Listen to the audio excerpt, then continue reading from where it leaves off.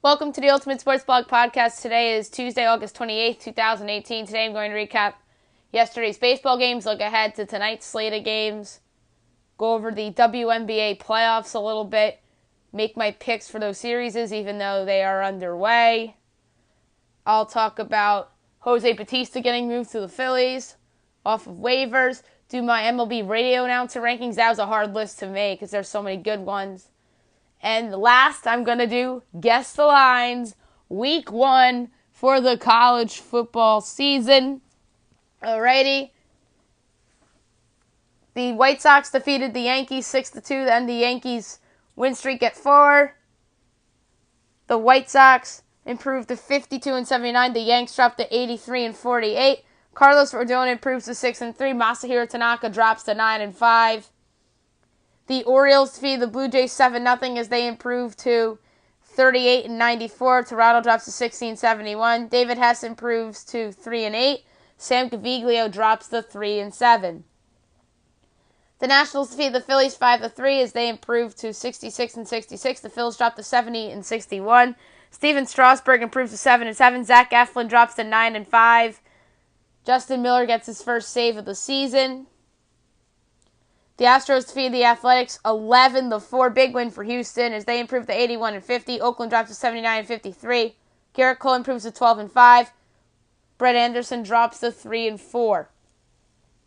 The Cubs defeated the Mets 7-4 as they improved to 77-53. The Mets dropped to 58-73. Steve Chizik improves to 4-1. Jerry Blevins drops to 1-2. Jesse Chavez gets his second save as a member of the Chicago Cubs. The Angels defeated the Rockies 10-7 as they improved to 64-68. The Rocks dropped to 71-60. Jim Johnson improves to 5-3. Adam Ottavino drops to 6-3. Noe Ramirez gets his first save of the year. The Giants defeated the Diamondbacks 2-0 as they improve to 66-67. Arizona drops to 72-59. Chris Stratton improves to 9-7. Patrick Corbin drops to 10-5. Hunter Strickland gets his 14th save of the year. So good spoiler played by the San Francisco Giants, as well as a couple other teams. Tonight's games. Marlins, Red Sox. Let's see if the Marlins can play a little spoiler here. Jose Urena, who's their best pitcher, going up against Brian Johnson, who's probably the worst pitcher in Boston's rotation. Not to say that he's bad, but he's just not as good as the other guys in their rotation. White Sox, Yankees. Yankees, let's see if they can bounce back from a disappointing loss last night. See if the White Sox can continue to play spoiler. James Shildt against Lance Lynn. The Blue Jays and the Orioles. Both teams playing out the string here. Thomas Pannone and making his big league debut, Josh Rogers, a key piece acquired back in the Zach Britton deal from the Yankees. Nationals, Phillies. Let's see if the Phillies can knock off the Nats after the Nats beat them last night. You have Max Scherzer and Aaron Nola. What an excellent pitching matchup. Two of the Cy Young contenders in the National League.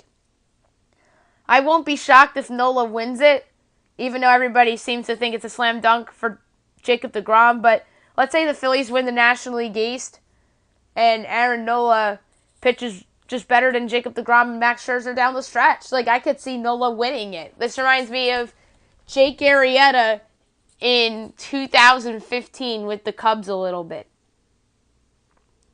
Twins, Indians. See if the Twins can play a little spoiler, although Cleveland's really playing out the string right now, too, because they have that division locked up and that 3 spot in the American League. Kyle Gibson and Carlos Carrasco. Brewers, Reds. Brewers in that wild card hunt. Let's see if the Reds can play a little spoiler. Junior Guerrera against Anthony DeSclafani. Rays, Braves. Let's see if Tampa Bay can continue to play spoiler. Ryan Stanek, your opener for tonight against Julio Teheran. Tampa Bay's played as well as spoiler as you can play in a pennant race as I can remember, with being as far back as they are out. And that's a 7:30 game. 8 o'clock, you have the Dodgers and the Rangers. Walker Buehler and Ariel Gerardo. Let's see if the Rangers can play a little spoiler here. Mets, Cubs. Another spoiler candidate, and the Mets taking out their ace and Cy Young favorite, Jacob deGrom, against Cole Hamels, who's pitched like a Cy Young candidate since joining the Cubs, although he won't win it because he was in the American League for most of the season and did not pitch well in Arlington, but he's been a different pitcher since coming to the Cubs, and I really expect Hamels to be a beast down the stretch for the Cubs as they continue to hang on to that National League Central and the top spot in the National League. Also, an 8 o'clock game, you have the A's and the Astros. See if the A's can bounce back and get within a game of Houston. Edwin Jackson and Charlie Morton. 8:15 Tigers Royals. Matt Boyd and Jacob Junis. Pirates Cardinals. Ivan Nova and Jack Flaherty. 10 o'clock Rockies Angels. Let's see if the Rockies can bounce back from a disappointing loss last night. Kyle Freeland against undecided. We'll see who ends up getting the start tonight for LA. Mariners Padres. Felix Hernandez against Jacob Nix. Let's see if the Padres can play spoiler. Let's see if San Francisco can play spoiler for a second straight night against the Diamondbacks. Clay Buchholz and Madison Bumgarner. A very nice pitching matchup in that game. Jose Bautista was traded from the Mets to the Phillies for cash or a player to be named later. So, very interesting move for Philadelphia, yet getting more depth. That's what Philly's been doing these last couple weeks with these trades, getting depth and more depth. Justin Bour, somebody who they traded for on the disabled list. Wilson Ramos has been solid for them. They also went out and got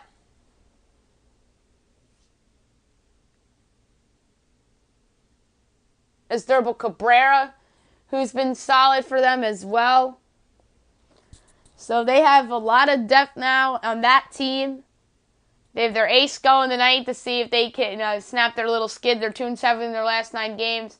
Bautista, I could just see him playing a little bit of outfield and pinch hitting in some spots, maybe a little bit of third base, maybe a little first base. So I'm interested to see how Philadelphia uses Joey Bats. WNBA playoffs, the semifinals are underway. I talked about them on Monday's podcast a little bit. I didn't give you guys my official picks, I don't think. So in the one semifinal with the Storm and the Mercury, I really, really like the Storm. They have been the best team in the league this season. They have a lot of depth. They have a lot of stars. And I think they'll get it done in 5 games over a Mercury team that will fight and play hard and will not quit. The other semifinals is actually an Eastern Conference series. Washington against Atlanta. Atlanta's the 2 seed. Washington is the 3 seed. Both of these teams are solid. Atlanta's had a nice year. Angel McCautry's their star player. Elena Deladon and Christy Tolliver are 2 great players on the Washington Mystics, and I like the Mystics to pull off this upset, and I really think that they will do it in 4 games. They already stole Game 1. I would have picked Washington in 4 even if they didn't steal Game 1, but they did, and now I feel even better about it. I expect the Dream to come out and win tonight, and I expect Seattle to make it 2-0. So that's that. Breaking MLB news right now, the St. Louis Cardinals will announce that Mike Shildt is now their manager, stripping away the interim title. This is well-deserved. I actually thought about this yesterday and this afternoon. What are the chances they actually do it? But here we go. The news just broke. Bob Nightingale of USA Today just broke it. This is well-deserved for Mike Shildt. I believe he is the favorite to win the National League Manager of the Year. The St. Louis Cardinals turnaround has been absolutely magnificent. I didn't mind Mike Matheny. I do not think he was a bad manager whatsoever. He took a team to the World Series. He's taken a team to the NLCS in a year that they were an underdog in the NLDS against the Dodgers. And then they had the best record in baseball in 2015. but ended up losing to what was an upstart Cubs team at the time. So Matheny's had a run was pretty good, and then these last couple years weren't great, and then they fire him in July, right around the All-Star break, and they bring in Shildt, and Shildt has absolutely turned this team around. Certainly helps that a lot of their players are stepping up. Matt Carpenter, to me, is the favorite for the National League MVP right now. Harrison Bader has been a nice spark for them as well. Tyler O'Neill's a solid player. He's been getting some big hits for them. I absolutely forgot about Marcell Ozuna when I was talking about them the other day. He's actually on the disabled list right now. He was hitting a little bit better. They have so much depth. They brought back Matt Adams, and I expect him to help them. So yeah, a little breaking podcast news right now. And back to the WNBA for a minute. There's a report out that no one on the Minnesota Lynx is untouchable. Cheryl Reeve, their GM, who's also their head coach, came out and said that no one, including Maya Moore and Sylvia Foles, is untouchable in trade talks. That is absolutely shocking.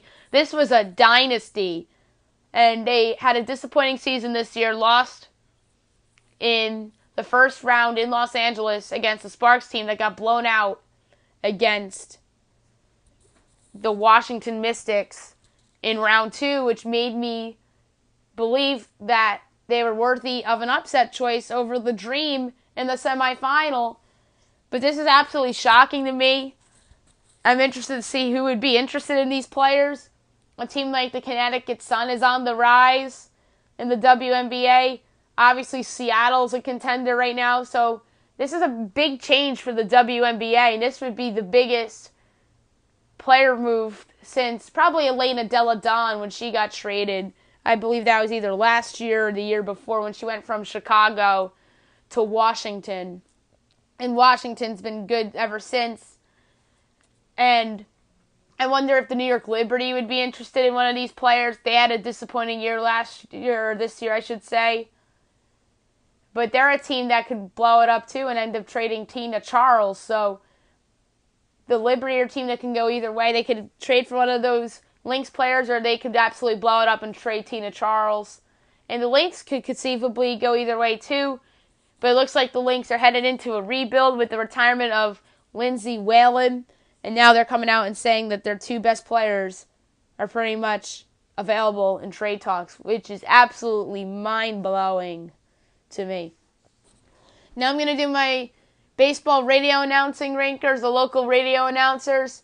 This was a hard list to make. There's so many great radio announcers. There's 67 on the list because a lot of these guys are fill-in guys or alternate and substitutes.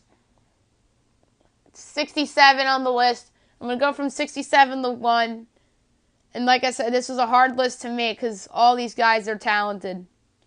All right, 67 is Ben Ingram of the Braves, and 66 is Mark Lemke of the Braves. These are 2 fill-in guys. 65 is a fill-in guy as well, Mike Farron of the Diamondbacks. 64 is also a fill-in, Steve Stewart of the Royals. 63 is Darren Jackson of the White Sox. 62 is Chris Atterbury of the Twins. 61 is a fill-in, Wayne Randazzo of the Mets. 60 is Jim Rosenhaus of the Indians. He does the 4th and 5th innings on the radio for them. 59 is Zach Zaidman of the Cubs. He's new. He does the 5th innings for them sometimes. I think he's pretty solid. 58 is Joe Angel of the Orioles.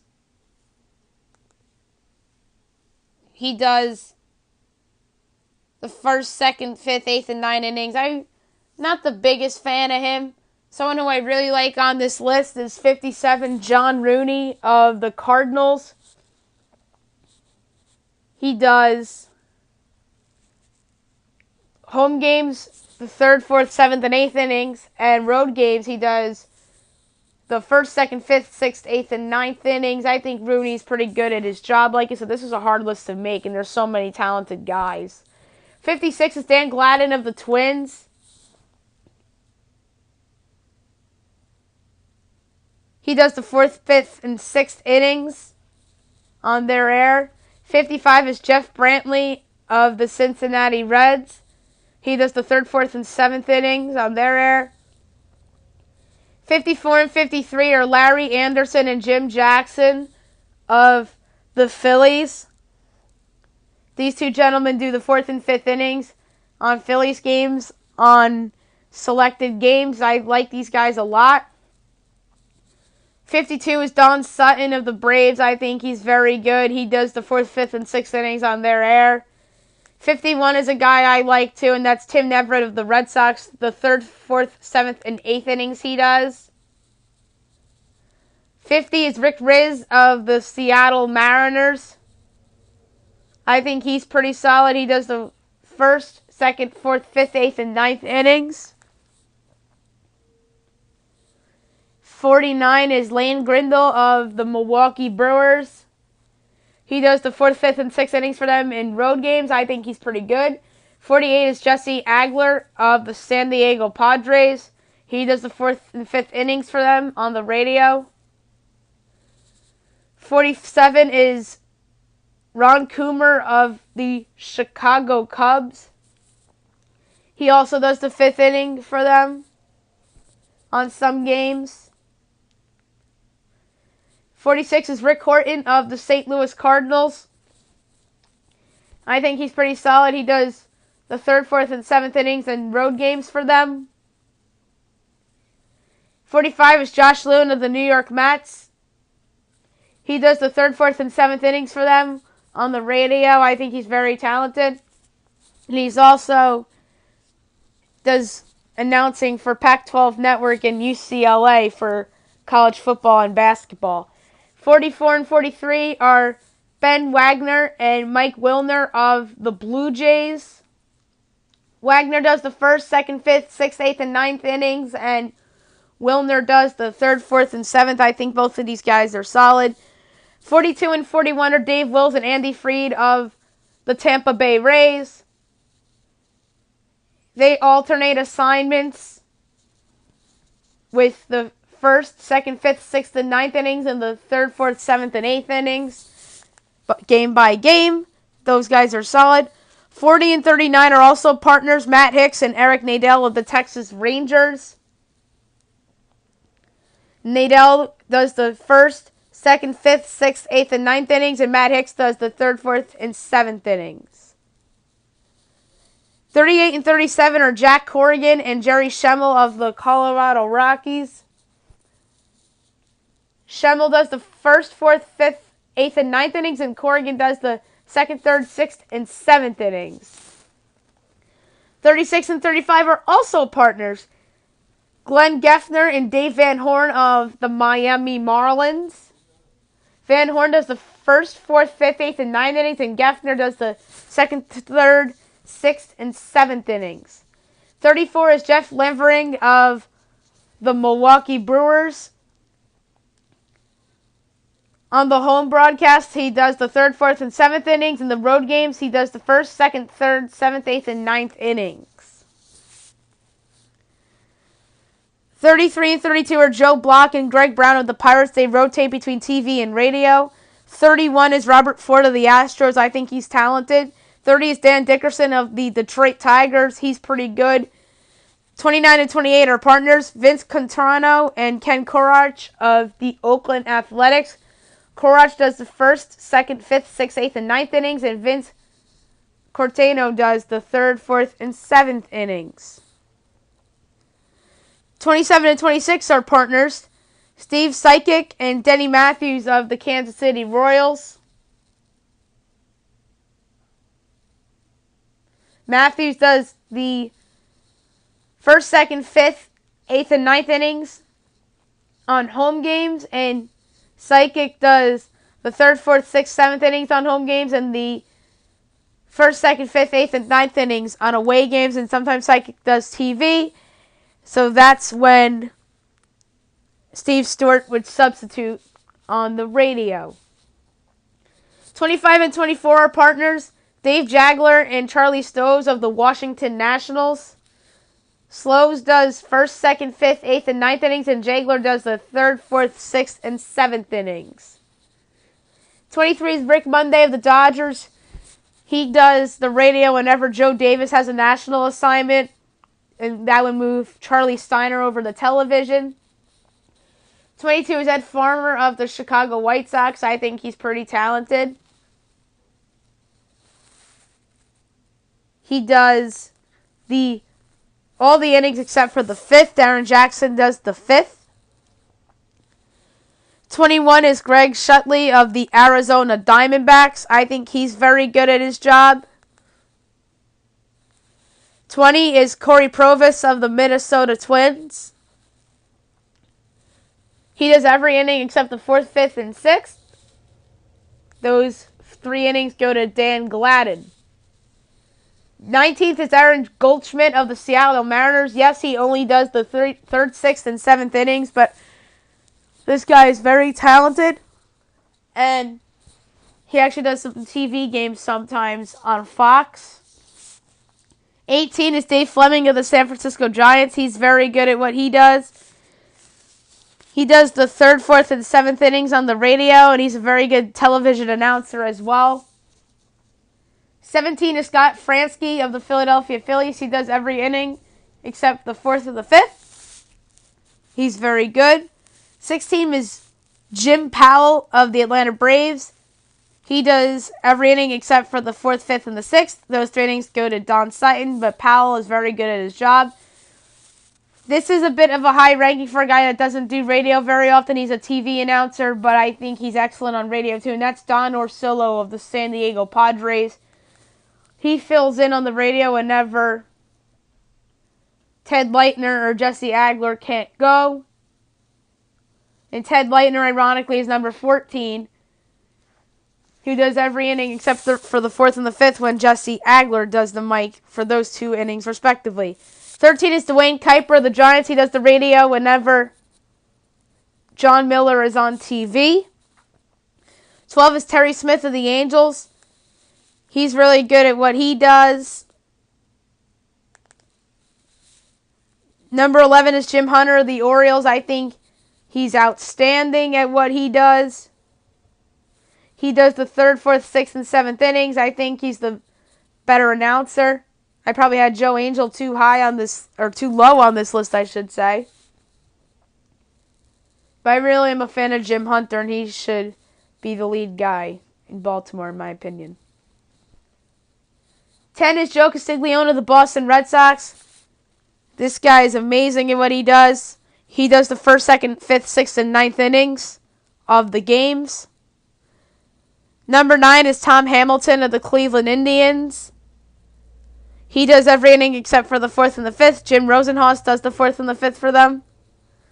8 is Howie Rose of the Mets. I already talked about what Josh Lewin does, but Rose is a great announcer for the Mets.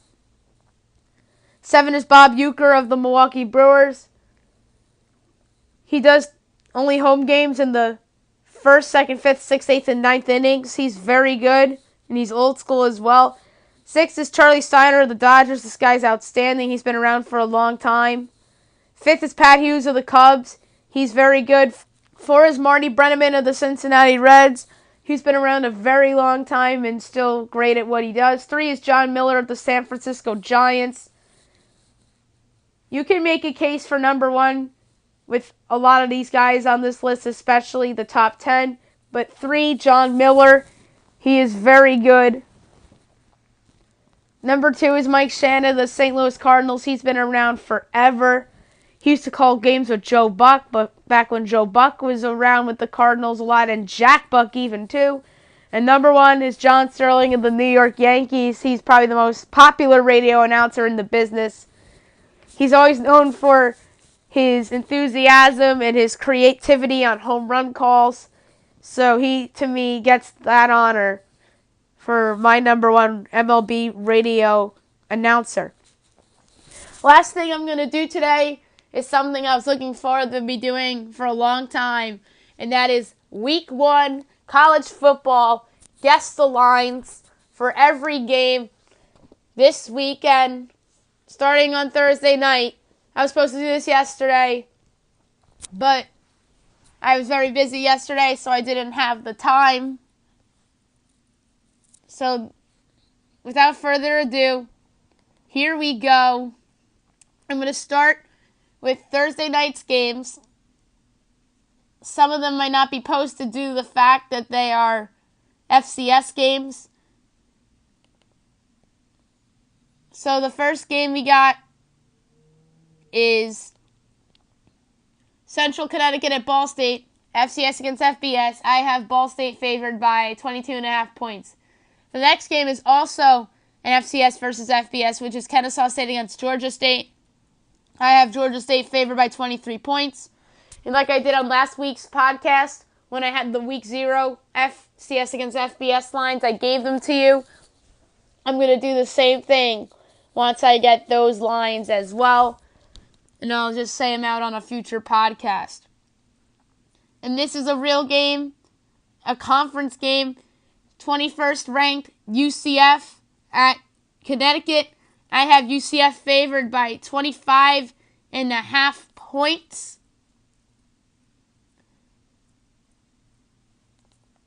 And Central Florida is giving 23.5 points. So I was off by 2 points. So that's not bad for that guess.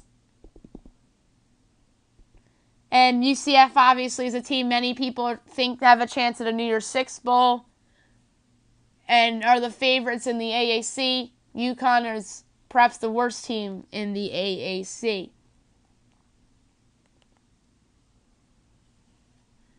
New Mexico State at Minnesota is the next game on this list. I have Minnesota giving 17.5 points at home against New Mexico State. And Minnesota is favored by 20.5 points. So I was 3 points off on that pick.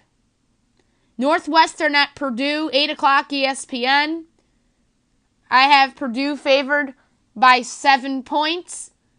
Purdue is favored by 1.5 points. And to me, that's just lunacy. That line is way too low. I think the media is too high on Northwestern on the road. Yes, I do like that team, and I think they have a chance to be better than expected. I projected them to go 6-6 this season, as well as Purdue. But Purdue's home, and I think they should be favored by more than 1.5 points. So that tells you all you need to know about how I feel about that game and that line. Wake Forest at Tulane.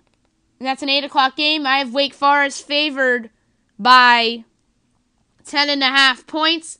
Wake Forest is favored by 6 points.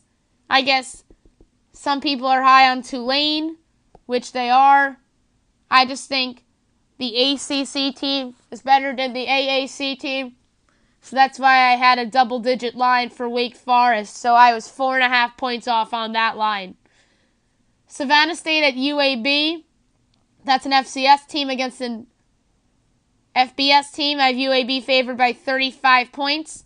Missouri State at Oklahoma State. I have Oklahoma State favored by 47.5 points. Weber State at Utah. I have Utah favored by 46 points. Southeastern Louisiana at Louisiana Monroe. I have UL Monroe favored by 35. Northwestern State at Texas A&M. I have A&M favored by 40.5. UC Davis at San Jose State. I have San Jose State, who's one of the worst teams in the FBS, as a 26.5 point favorite over the FCS opponent. So those last couple games that I just mentioned are all FCS opponents, so those lines are not up yet. When I have those lines, I'll give them to you. Friday's games, here's a interesting FBS game. Power 5 at Group of 5, that's Syracuse at Western Michigan. I have Syracuse laying 17.5 at Western Michigan. And Syracuse is only giving 6 at Western Michigan, which I think is crazy. I don't think Western Michigan's going to be good this year. I don't think Syracuse is going to be great either.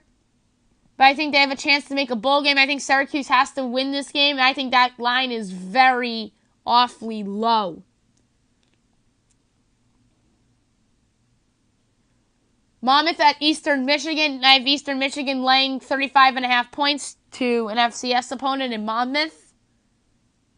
Utah State at Michigan State. Oh, I should say 11th ranked Michigan State.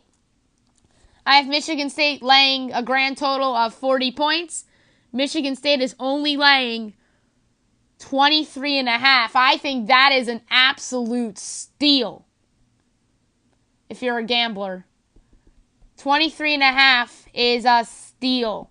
I jump on that immediately. Although I do think Utah State can make some noise in the Mountain West this year. Army at Duke's an interesting game. I have Duke laying 18.5 over Army. And Duke is laying 13.5. So I was 5 points off with that pick. So that's not a bad pick. At least Army's getting a little respect in my eyes. And I actually made the line a bit high. I just thought that Vegas was going to be high on Duke, and that's what I would have made the line personally, because I think Duke's going to be better than expected. Although I am high on this Army team as well, so good for Army getting some love from the folks in Vegas. Western Kentucky at 4th-ranked Wisconsin. Wisconsin, I have projected giving 37.5, and like I said, a lot of these lines I projected are all over the place, and so are the Vegas lines because it's week 1 and nobody knows anything really yet. There could be teams that people have overrated and underrated. A good example could potentially be last week with Colorado State hosting Hawaii. Colorado State was giving 14.5 to Hawaii, but Hawaii went in to their building and pulled off an upset. So back to this, Western Kentucky at Wisconsin, 4th-ranked Wisconsin. I have Wisconsin laying 37.5 points. Wisconsin is laying 36 points. So I was off by 1.5 points. Meanwhile, the book out in Westgate has it at 37.5, but I go by the VI consensus rather than the open or the Westgate. So I go with the consensus. Next up is San Diego State at 13th ranked Stanford. This is the 9 o'clock FS1 game. I have Stanford laying 27.5 points to San Diego State, and Stanford's only laying 14 points. I think that's a little ridiculous. Stanford's better than that. And although San Diego State pulled off an upset last year, but that was at San Diego State, I think Stanford minus 14 is a steal. Although I'm going to make some picks, some gambling suggestions on the podcast as the week goes on Thursday and Friday when I do these picks, as well as my straight-up picks. I'll give you some gambling tips as well. Portland State at Nevada. I have Nevada giving 45.5. That's obviously an FCS. Colorado against Colorado State. I have Colorado laying 11.5 over Colorado State and Denver. And Colorado's only laying 7.5 to their in-state rival. I really like this Colorado team. I think they have a real chance to make a bowl game. And now here we go to the Saturday games. Oregon State at 5th ranked Ohio State. I have the Buckeyes laying a whopping 37 points to Oregon State. And Ohio State is laying 38.5. So I wasn't far off on that one. I am only 1.5 points off. Not a bad line there for the Buckeyes to be favored. Kent State at Illinois. I have Illinois laying 22.5. Illinois is laying 16.5. So I'm 6 points off with that line. And I guess Kent State getting a little love. And Kent State's one of the worst teams in the country. So that's why I thought that line would be a little bigger. Next up is Texas State at Rutgers. I have Rutgers laying 27.5 points. Rutgers is laying 16.5 points. So that was a way off line. I was off. That was probably my biggest discrepancies so far in terms of a line guess. I've been pretty good up until now. Rutgers was giving only 16.5, and I had them giving 27.5 because I just think that Texas State is awful. So that is a pretty weird line there. Texas, Maryland from Landover. I have Texas, 23rd ranked Texas, I should say, laying a whopping 16 points in Landover against Maryland. And don't forget, Maryland pulled off a big upset last year in Austin the first week of the season. And the Longhorns are laying 13.5. So I was 2.5 points off with that line.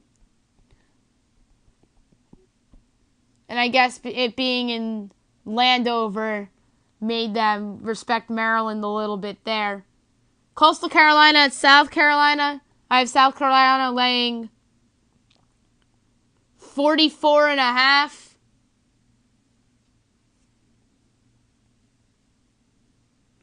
And they are laying 29.5. So that is a lot of points off that I was right there. Ole Miss against Texas Tech in Houston. I have Ole Miss laying 7.5 in Houston. This was a very undecided line pick for me.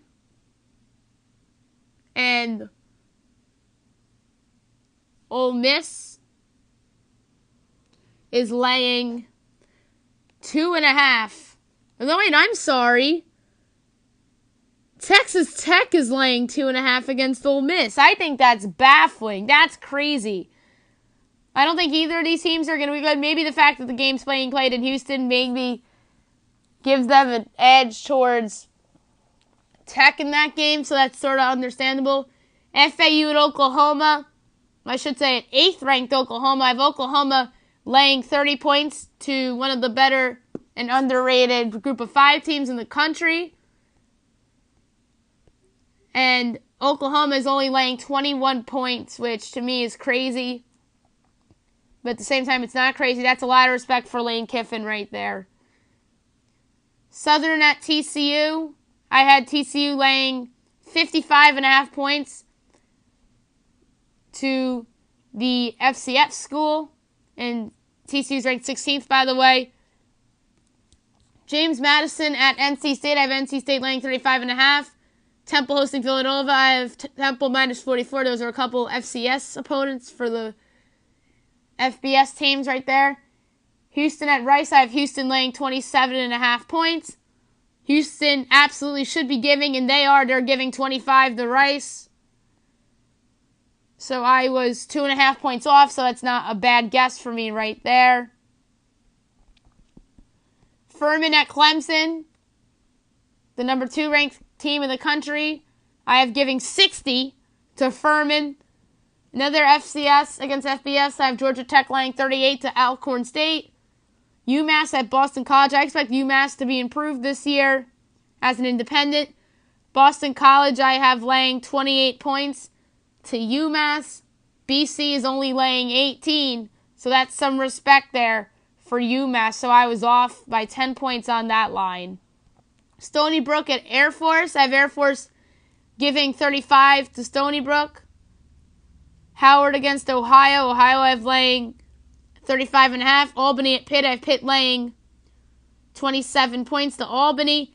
Appalachian State, who's one of the better group of 5 teams in the country, against 10th ranked Penn State. I have Penn State laying a whopping 40.5 points to Appalachian State. And Penn State is giving only 23.5. These lines are very low for me for week 1. I've seen much higher lines than this. I think this is very interesting that the lines are this low. Marshall at Miami of Ohio. This was a tough line to guess. These are 2 middle-tier group of 5 teams. I have Miami of Ohio laying 3 points, only because they're the home team. I think the perception is that Marshall's better, and yeah, they certainly think that. Marshall's laying a point on the road against Miami of Ohio. I think that's a weird call.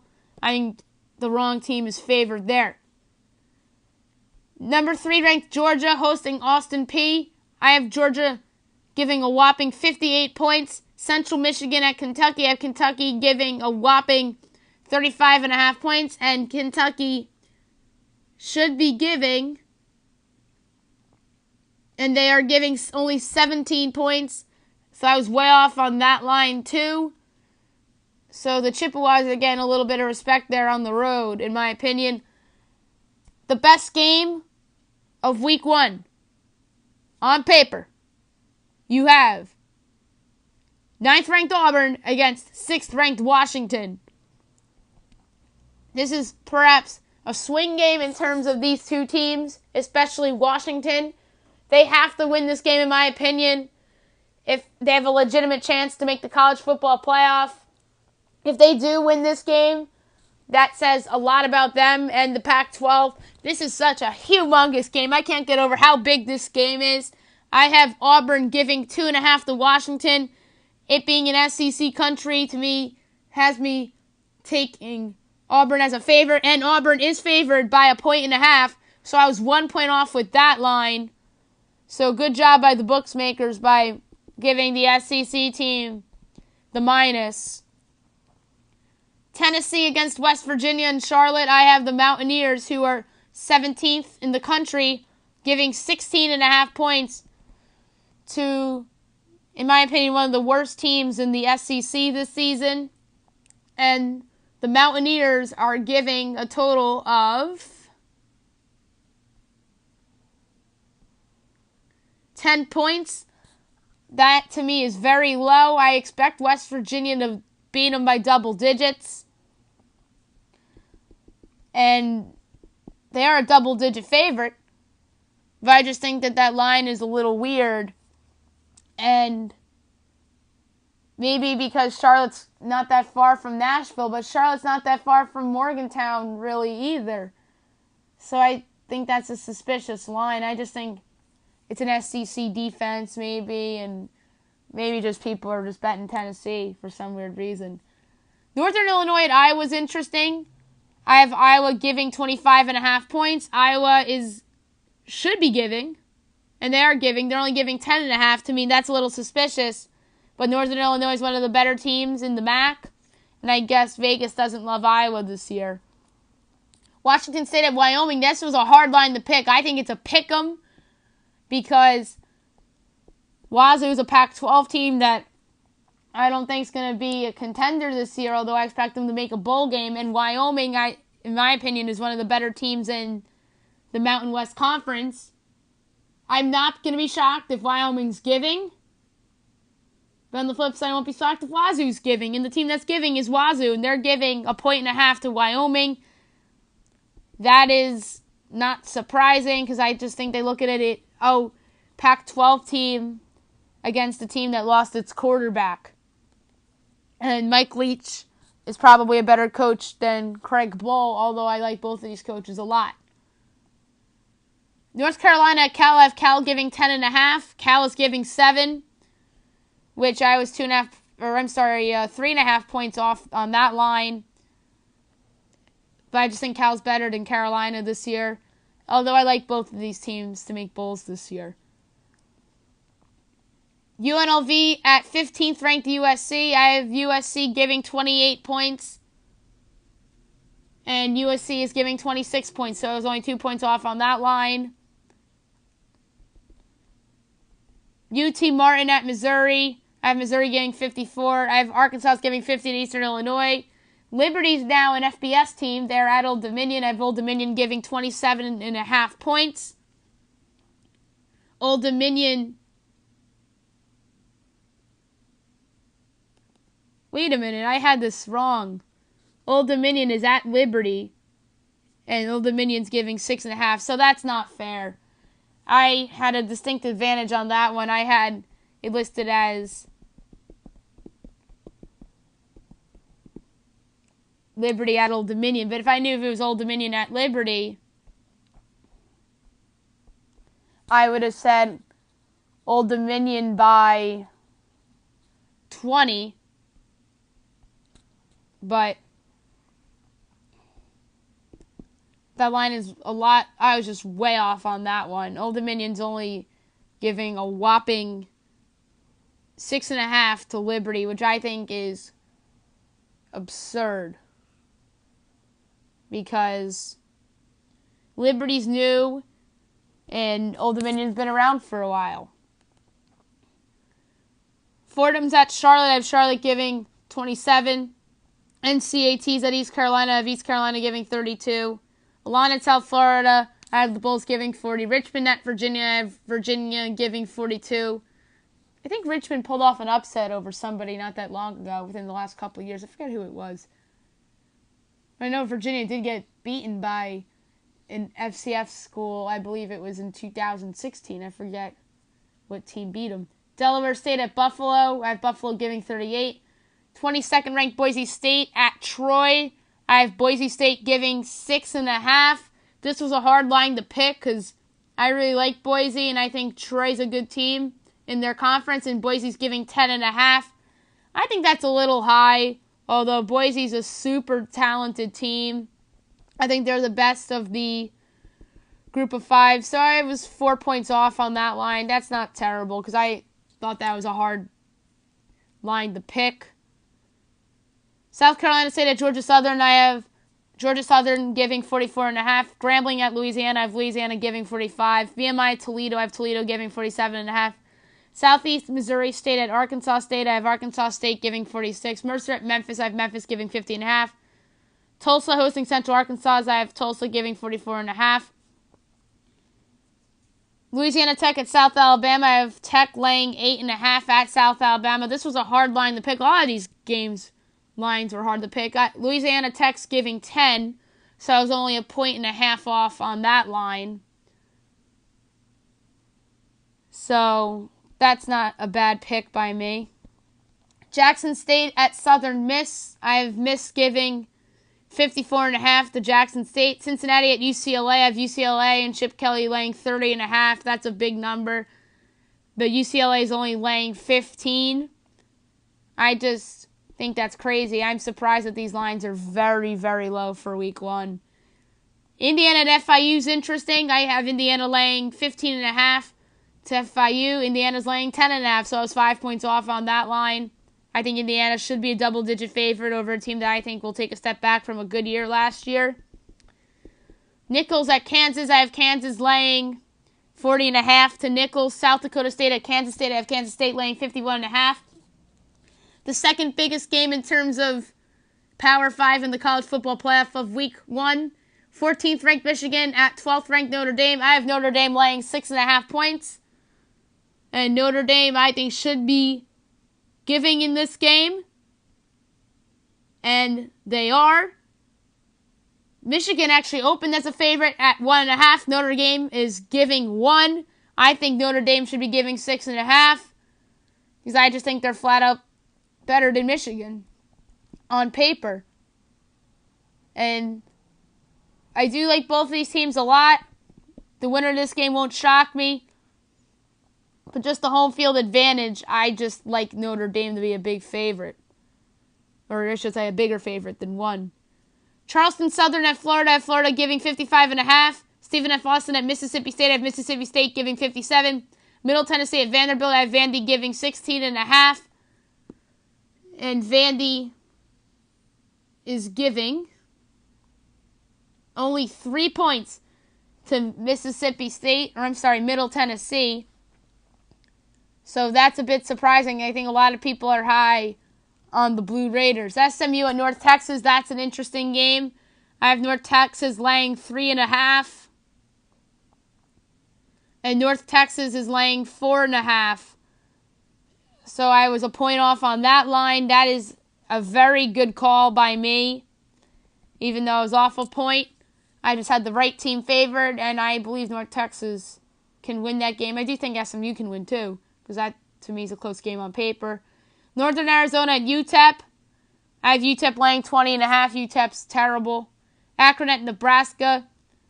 I have Nebraska laying a whopping 35.5. And Nebraska is laying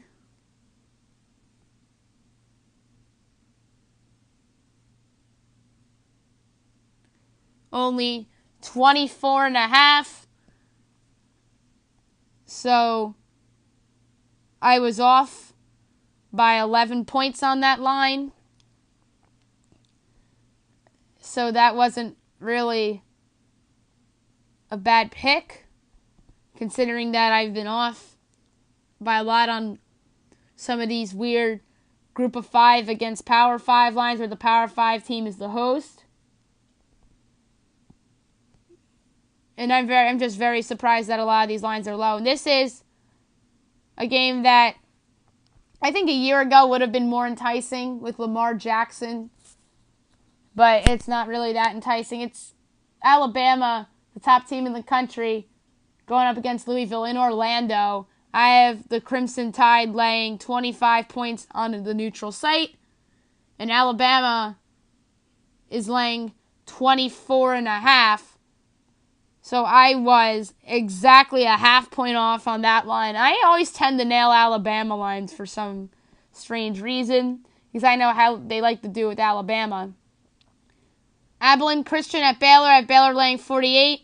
South Dakota State at Iowa State. I have the Cyclones laying 52. Bowling Green at 24th ranked Oregon. I have Oregon laying a whopping 45.5. Because I just think that Oregon is so much better than Bowling Green, and I don't think Bowling Green is going to be good this year. And Oregon is laying 31.5 points. So I was 14 points off, so 2 touchdowns off on that pick. Incarnate Word at New Mexico. I have New Mexico laying 26.5. New Mexico is not supposed to be good this year. Idaho at Fresno. I have Fresno laying 37.5. UTSA at Arizona State. I have Arizona State laying 15 points. I'm just down on Arizona State this year. And I'm just not a Herm Edwards fan at all. I've talked about that a little bit on my podcast. And this is actually a pick that I was off in terms of the favorite being favored more, but that is not by many points. Arizona State's an 18.5 point choice over UTSA, so I was only 3.5 points off on the favorite, so that's not bad at all. BYU at Arizona.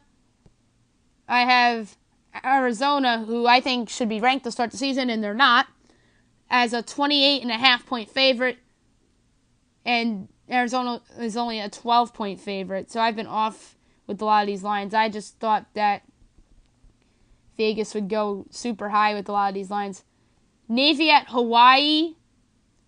I'm very fascinated to see this line. I have Navy penciled in as a 6.5 point favorite. And Navy is favored by a whopping 11.5. So I was off in terms of the favorite there with the giving team. And I think that line is high personally. Miami and LSU. Miami is 8th. LSU is 25. I have Miami giving a 1.5 in Arlington against LSU. The reason why I have that as a low line is because I think a lot of people will be betting on LSU because it's an SEC country and it's a neutral. People are still high on LSU. I'm not, although neutral site games that are closer to the inferior team might get some respect towards the inferior team. And Miami is giving 3.5 points, so I was off by 2 points on that line. I'm okay with Miami giving 3.5 in that spot. And Virginia Tech at Florida State, I have the 19th ranked Seminoles giving 7 to the 20th ranked Hokies, and the Seminoles are giving 7.5, so I was a half point off on that line. So I wasn't dead right on any of them, but I was a half point off on a couple of them. So not a bad week for me, week 1. I'm just surprised at how low some of these group of 5 versus power 5 or the power 5's hosting lines are. And some of them on the other side of where the group of 5 team is hosting, I'm surprised of how much respect the group of 5 teams are getting, even in their home parks in week 1, such as like Tulane is, I think, getting a lot of respect. A team like them, as an example. All right, that's it for today. I'll be back tomorrow recapping all the baseball, the WNBA playoffs. I'll be doing the MLB National TV Announcer Rankings tomorrow, so that should be fun.